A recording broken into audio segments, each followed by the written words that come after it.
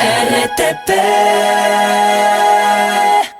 Don Ramón, ya a esta hora, 7:43 de la mañana, nos acompaña ya vía Zoom a esta hora Hans Fernando Robles García. Él es doctor en Derecho Laboral y vamos a hablar justamente de lo que ha ocurrido en las últimas horas y es el anuncio del incremento del salario básico unificado. Bienvenido, doctor, gracias por acompañarnos.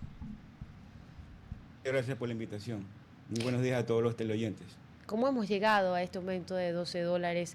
Y hablar también un poco de lo que antecede a esto, ¿no? Conversaciones, mesas técnicas y también varios años en los cuales han existido momentos en los que no ha habido más que $5 de aumento, otros $25 y hoy tenemos pues un salario básico que aumenta a $482. Hablemos de historia y también de la mesa técnica que logró este aumento. Bien, ¿cómo se fija el salario básico unificado en Ecuador para que todos conozcamos de manera muy suncita? El salario básico de Ecuador se establece tomando en consideración diversos factores técnicos y económicos, entre los que se destacan la inflación, el costo de la canasta básica y las proyecciones del desempleo económico del país. ¿Y quiénes son los que dan estas posturas? Estos son informes técnicos que nos dan primero el INEC, Instituto Nacional de Estadísticas y Censo, segundo el Ministerio de Finanzas y Economía y tercero el Banco Central. Entonces, llega a finales del año, justamente en diciembre, en que de acuerdo al Código del Trabajo, el artículo 118, se forma esta comisión tripartita considerado por los trabajadores, sus representantes, los empleadores, sus representantes y el Ministerio del Trabajo.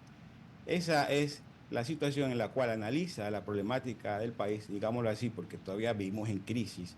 Y es así que históricamente, como lo ha anunciado el presidente de la República, el día de ayer, 15 de diciembre de 2025, se ha llegado a un consenso entre trabajadores y empleadores del Ministerio del Trabajo para fijar así un aumento salarial de $12 a partir del 1 de enero de 2026, en que el trabajador ecuatoriano del sector privado ganará una remuneración básica unificada de $482. Si bien es cierto, este tema ha venido arrastrando desde el 24 de noviembre, que ha sido anunciado por el actual ministro de Trabajo, en la cual recordemos que inicialmente indicó que el salario básico estaría entre $10 y $20. Más adelante indicó que estaría entre $11 y $15. Por parte de los representantes de los trabajadores indicó y aspiraban que sea de $20 a $30, más o menos. Sin embargo, para los representantes de las cámaras y el sector empresarial querían un aumento de $8. Como le dije anteriormente, ayer 15 de diciembre se fijó de forma unánime esta comisión tripartita a alzar el salario en $12. Quedando ya fijado este valor y teniendo claro, ¿no? Cómo se ha efectuado el cálculo, queda otras partes, por ejemplo. Ya esto por lo menos se cierra en este 2025, pero para el 2026 también quedan otros temas en materia laboral que se esperaría que también lleguen a la Asamblea Nacional, como por ejemplo las reformas, el aumento de una diversificación o flexibilización para las modalidades de trabajo, que en el 2020 hubo una muy buena práctica en esa materia. ¿Qué usted recomienda como alguien conocedor del tema que se puedan incluir, por ejemplo, en reformas laborales como tal? Bien, voy a tomar sus palabras que en el año 2020 hubo un tema de avance en algo.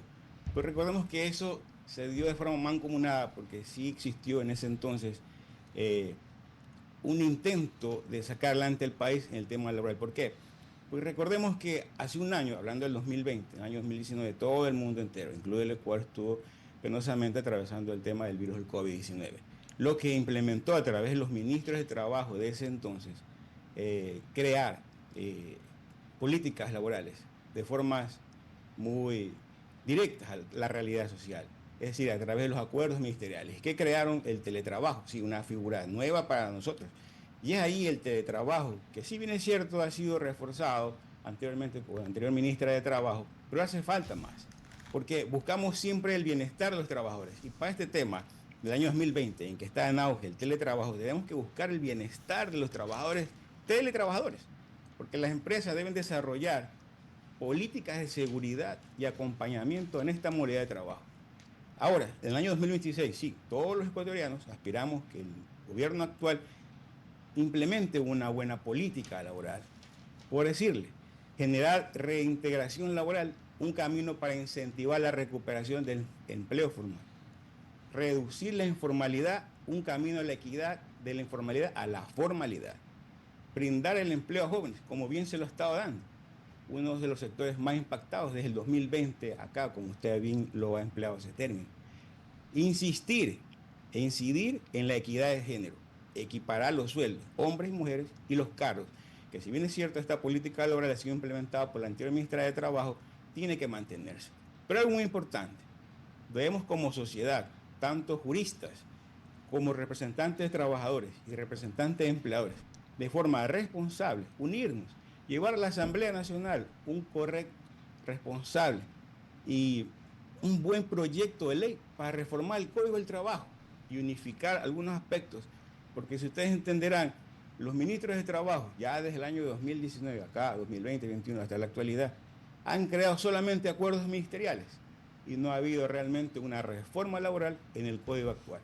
Ahora, yo no sé qué tanto podría generar, ¿no? A mí el tema, y usted me va a disculpar, las normativas sirven para generar un poco más de equidad, pero muchas veces no son suficientes. En el tema usted ha hablado de equiparar salarios entre hombres y mujeres. Yo creo que eso pasa también más por una perspectiva de necesidad y de contratación, pero solamente para ser un poco más efectivos dentro de lo que usted ha señalado. ¿Tiene datos, por ejemplo, de cuánto es que se percibe en el país, qué sé yo, un salario básico diferenciado entre un hombre y una mujer? Bueno, realmente esa información no la tengo en la mano, seguramente el INEC debería tenerla, pero si usted se pone a buscar o googlear las redes sociales, no hay estadísticamente. Lo que tenemos simplemente son cifras que el Ministerio del Trabajo ha indicado, pero ¿en base a qué? No hemos hecho una encuesta real en las empresas, simplemente llegamos a la plataforma informática del Ministerio del Trabajo, el SUB, y vemos cuántos contratos han existido, temas de hombres y contrataciones de mujeres.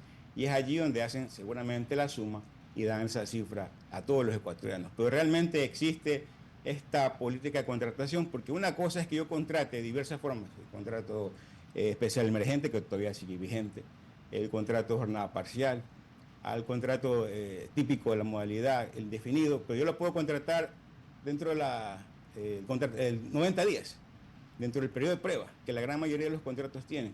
Y al día 91 ya no lo encontramos porque simplemente lo contraté para 90 días. ¿Sabe por qué?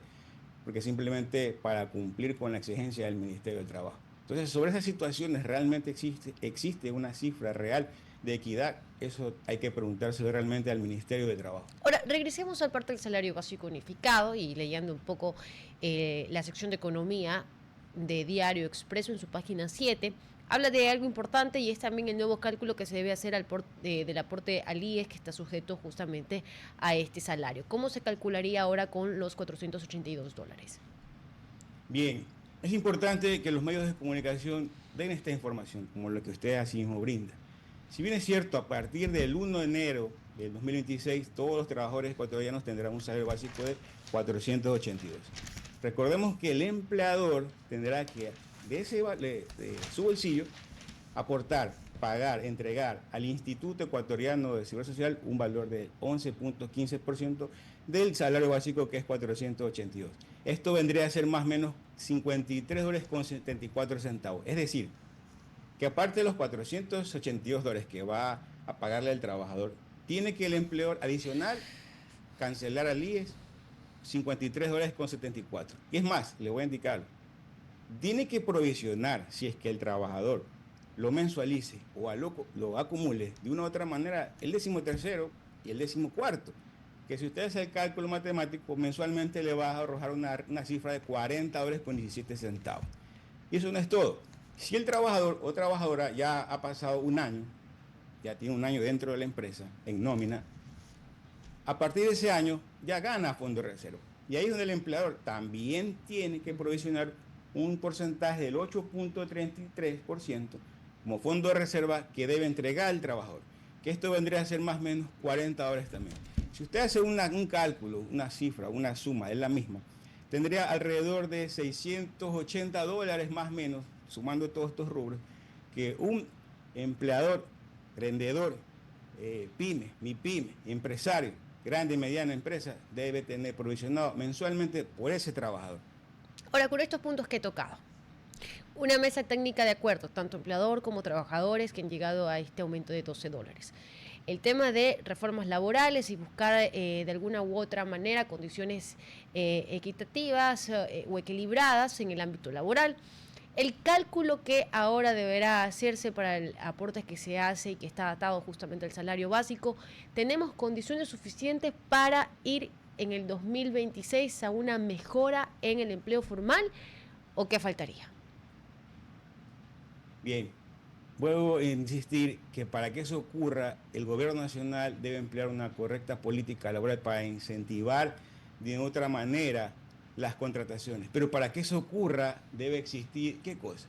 La seguridad jurídica. Y eso que está establecido y garantizado en nuestra Constitución, en su artículo 82, el inversionista, mayormente extranjero, ve con ojos, entre el Estado, de que no existe seguridad jurídica.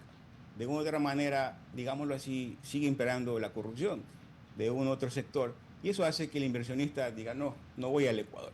Incluso el inversionista actual del ecuatoriano se restringe a contratar en elevar su nómina actual, porque si usted revisa casa adentro de una empresa, la mayoría de los trabajadores son informales, no están afiliados, trabajan menos del básico, están contratados de forma jornada parcial y muchas veces son sus mismos familiares.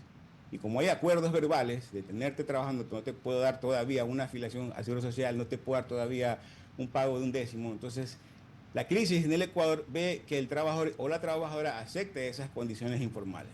Entonces, sí debe el Estado ver esa situación y fortalecer la ley en sentido para que la autoridad de trabajo, en este caso el Ministerio del Trabajo, pueda cumplir su rol verdaderamente y así implementar el empleo.